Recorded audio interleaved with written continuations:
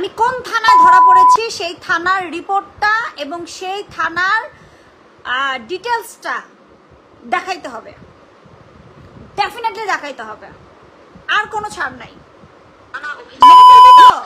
এই মহিলার পরিচয় দেই, আল্লাহ মাফ করুক, ও ক্যান্সারের মতো ভয়াবহ রোগে আক্রান্ত, যার নিজের কোনো সন্তান নাই, যে বন্ধা, যে আল্লাহকে বিশ্বাস করে না, যে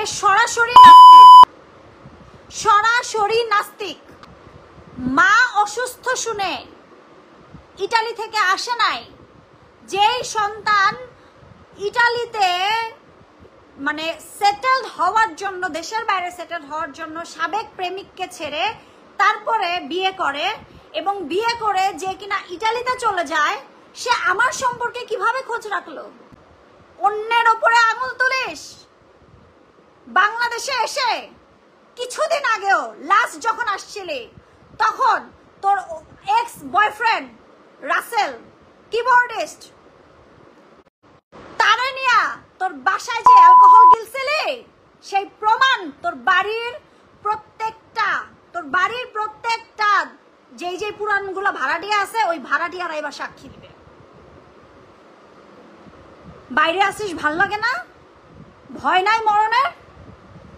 আচ্ছা, এরপরে আসেন, এখন আমি একটু বলি যে এরপরে প্রতিবেদনে বলছে বাবা কলার আড়তের, মানে এই মহিলাই বলছে, প্রতিবেদনে মহিলা বলছে বাবা কলার আড়তে ঝুড়ি নিয়ে নিয়ে ফল বেচতো। আচ্ছা, আমি ধরেই নিলাম বাবা কলার আড়তে ফল নিয়ে ঝুড়িতে ফল নিয়ে বেচতো, এটা অপরাধ? এটা অপরাধ না। এবার আসেন আমার বাবা কি করতো, সত্যতা বলি। আমার বাবা যখন আমার মায়ের সাথে আমার বাবার বিয়ে হয়, শনি একরায় আমাদের বাগান বাড়ি ছিল, এবং সেই বাগান বাড়ি তার ভাইয়েরা ঝামেলাটাজি করে আমার জন্মের পরপরই সেই বাগান বাড়িটা ঝামেলা হয়। এরপরে আমরা যাত্রাবাড়ি এরিয়াতেই বড় হই, এবং আমার বাবা আড়তে যে গদি থাকে না, গদি, আপনারা বুঝবেন কথা, যে কোনো কাজকে সম্মান দিবেন। আজকে আমি যে কথাগুলো বলছি আপনারা স্ক্রিন রেকর্ড করে রাখবেন, আমি মরে গেলেও যাতে এই পিচাসগুলা, নরপিচাসগুলা শাস্তি থেকে বঞ্চিত না হয়। আমি অলরেডি আর্মি ক্যাম্পে ফোন করে দিছি, অলরেডি আমি কি ধরা খাইছি।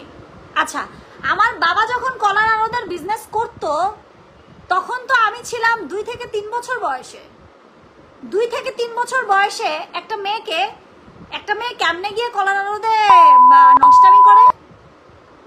এটা আসলে ওই অশিক্ষিত হলুদ সাংবাদিক, এবং তারই সাথে কি বলে ওর নাম, এই নাম নিতেও আমার ঘৃণা লাগে, কারণ ও আমার কিছু না।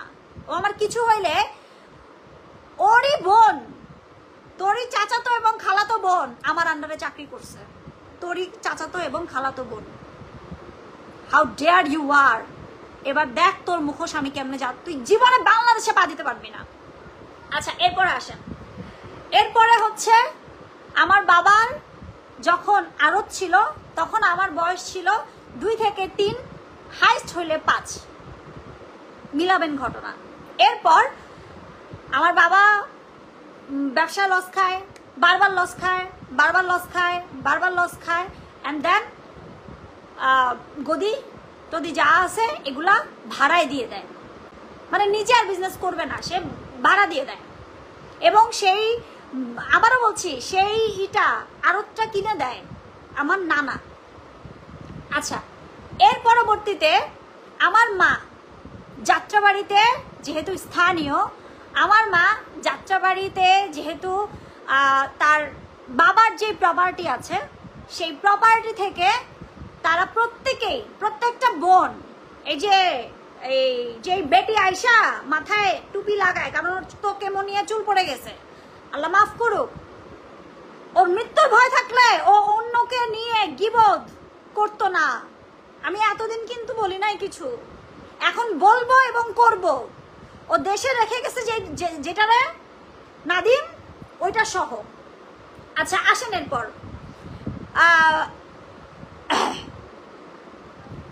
আচ্ছা এরপরে আসেন, না না আমার তো প্রত্যেকটা ক্লেম যা যা এখানে প্রতিবেদনে বলেছে প্রত্যেকটা ক্লেম আমাকে উঠাইতে হবে না, আপনাদেরকে জানাইতে হবে।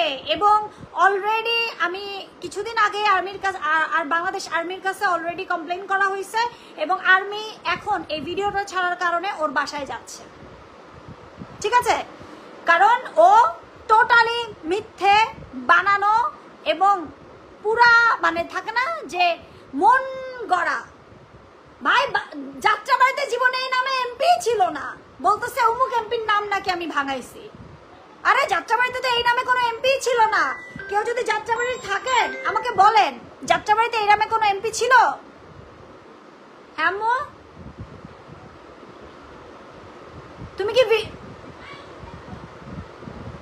তুমি কি শুনছো? হ্যাঁ তুমি কি শুনছো যে কি ভিডিও করছে?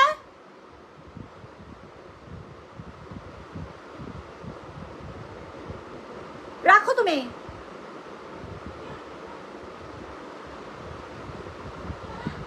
আচ্ছা এরপরে আসেন এটা দেখে, এখন আমার বাবা মার যদি কিছু হয় এর জন্য দায়ী থাকবে আকাশ নিবিড়, যদি আমার বাবার অথবা মায়ের আজকে কিছু হয়। আচ্ছা এরপরে আসেন যেটা বলছিলাম, এরপর আমার মায়ের যে প্রপার্টি নানি বাড়ি থেকে পায় তখন আমার মামা সেই প্রপার্টিটা কিনে দেয় তারাবো রসুলপুর গ্রামে। তখন আমার বয়স 6 থেকে 7 এবং যেই গদি মানে যে আড়তটা যায় হচ্ছে গিয়ে আপনার ভাড়ায়। তাহলে আমার বাবা কোথায় কলা ঝুড়িতে নিয়ে বেচছে? তোর বাড়িতে নানু বাড়ির যে সম্পত্তি প্রপার্টি পাওয়া হয় সেই প্রপার্টির সমমান টাকা দিয়ে আমার মামা আমার আম্মুকে তারা বড় একটা বাড়ি করে দেয় এবং অনেক জমি কিনে দেয়, তার সব বোনদের কিনে দেয়। আচ্ছা গেল, তখন আমার বয়স 6 কি 7, তখন আমি তারাবড় রসুলপুর গ্রামে পা রাখি। আপনারা বুঝবেন, আমি পা রাখি তারাবড় রসুলপুর গ্রামে, তখন আমার বয়স হাইস্ট 6 কি 7। খাদুন নামে একটা স্কুলে আমাকে ভর্তি করা হয়,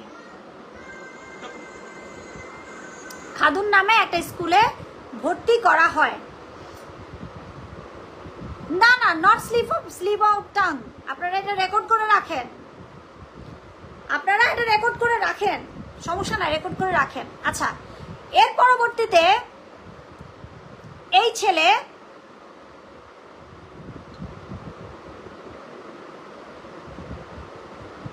আচ্ছা আমি কমেন্টসে গেলে আমি এখন কথা গুলায় ফেলবো।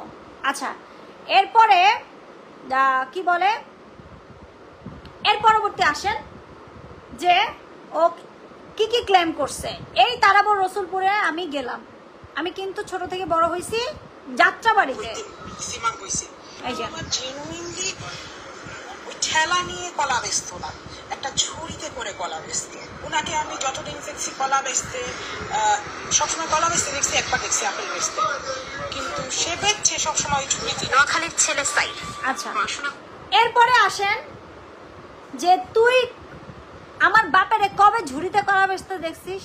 তোর বাসায় গিয়ে কলা ঝুড়ি মানে কলা বেচছিল আমার বাপে?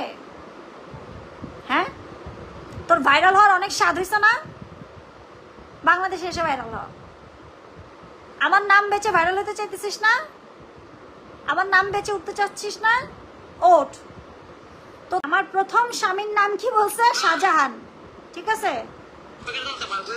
আরে অশিক্ষিত আনসারি সাহেব আয়, যার ছবিটা ওরা ব্যবহার করছে তার নাম হচ্ছে XYZ এবং হিজ মাই কাজিন, আমার ফুফাতো ভাই। সে নিজে হচ্ছে শিপের ব্যবসায়ী। আমার কথাগুলো মনোযোগ দিয়ে শুনবেন। সে জাহাজের মালিক, নট জাহাজের কর্মচারী, এবং তার নাম শাহজাহান না, অ্যান্ড সে আমার জামাইও ছিল না। কারেকশন করে নেবেন।